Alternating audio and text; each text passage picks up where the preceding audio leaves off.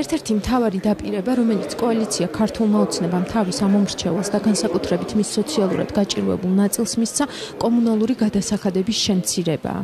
რამდენადაც ჩვენ გვქონდა შეხვედრები ექსპერტებთან, ამისი რეზერვები არსებობს.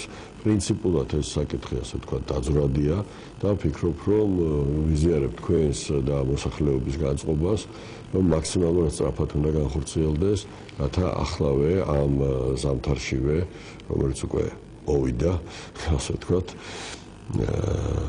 ჩვენ ვიგრძნოთ შეღავათი. მოსახლეობა არჩევნებში გამარჯვებული კოალიციისგან პირველ რიგში ელექტროენერგიის ტარიფის შემცირებას მოითხოვს, რადგან მისთვის ეს ტარიფი ყველაზე მაღალია. შუქთან და ნაგავთან დაკავშირებით უნდა მოხდეს პირველ რიგში დაწევა. დენზე არის მაღალი ტარიფი, ძალიან მაღალი ტარიფია თან. რას დაგვეკეთოთ, გაგვიკეთოთ. აი ხლა მე ჩემი აზრით მაგალითად არ უნდა დავახშოთ დღევანდელი მთავრობა.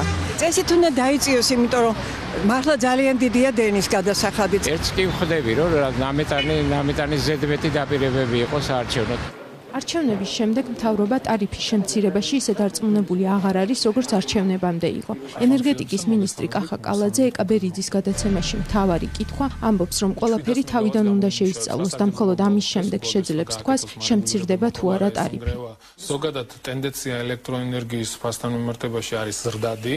ეს მსოფლიოში ასეა, ჯგუფი, რომელიც ტარიფების თემაზე მუშაობდა, მე დარწმუნებული ვარ, რომ რაღაც გარკვეული ინფორმაციები ამ ადამიანებისთვის ხელმეუწვდომელი იყო, ამიტომ ვამბობ ჩვენ ახლა ფაქტიურად თავიდან მოგვიწია ამ ყველაფრის შესწავლა, გაგება თუ რა მდგომარეობა იყო, სად შეიძლება ტარიფის ფასის დაწევა, რა კომპონენტში შეიძლება, ასე რომ წინასწარ არ ვიცი, მე მიჭირს ცოტა საუბარი თუ რა გათვლებით აკეთებდნენ ეს ადამიანები ტარიფის დაწევას. ელექტროენერგიის ტარიფი რამდენიმე ძირითადი კომპონენტისგან შედგება: გენერაცია, გადაცემა და განაწილება. მარეგულირებელი კომისიის აზრით, ტარიფები ყველა კომპონენტში მაქსიმალურად დაწურულია. ტარიფები ხელოვნურად ჰიდროელექტროსადგურების განვითარების ხარჯზე თუ შემცირდა, ენერგოსექტორი დაზარალდება. ტარიფის შემცირების მეთოდებით ქმედება. ეს შეიძლება იყოს ალბათ ყველაზე მეტად აი თელასის შემთხვევაში, რომელიც იქნება არც თუ ისე დიდი, თუმცა ამას აქვს თავისი ფასი და გავითვალისწინოთ ისიც, რომ იმ შემთხვევაში თუ ჩვენ ელექტროენერგიის ჰესებს არ ავაშენებთ ამ კომპონენტებს ამოვიღებთ, მზად უნდა ვიყოთ რამოდენიმე წლის შემდეგ ტარიფი უფრო მკვეთრად გაიზრდება.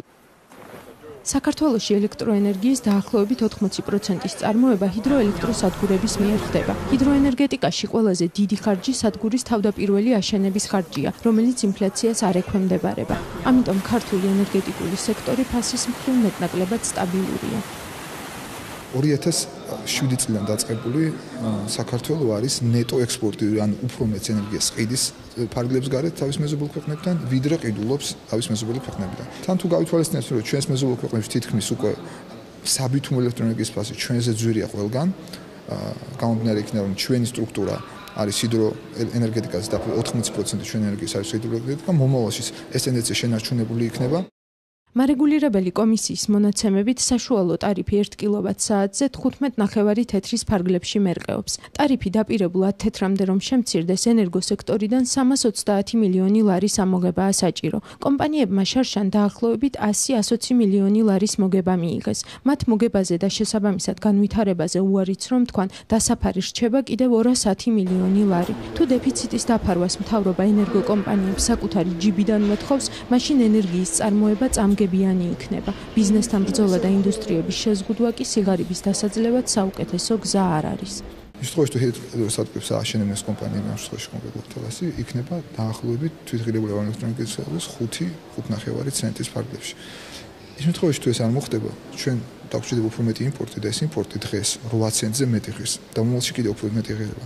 ანუ იგივე რაო მოგასწრებს შენ ელექტროენერგიას, მისი წარმოება საქართველოს ფარგლებს გარეთ, დასაქმდებიან არასაკმაყოფილოს ყოფილი ადამიანები, შემოსავალსაც ისინი მიიღებენ, რომ ეს საქართველოს დამოკიდებულება გაიზრდება კიდევ უფრო იმპორტზე. თუ დეფიციტურ თანხას ბიუჯეტი დაფარავს, ეს ყველაზე ნაკლებად სოციალურად დაუცველ ფენაზე აისახება. ის ელექტროენერგიის მხოლოდ 20%-ს მოიხმარს. ამდენად მთავრობა ვერც დანაპირებში შეასრულებს ეფექტიანად და იმ ინდუსტრიასაც შეზღუდავს, რომელშიც მსოფლიო ბაზარზე უპირატესობის მოპოვება საქართველოს რეალურად შეუძლია.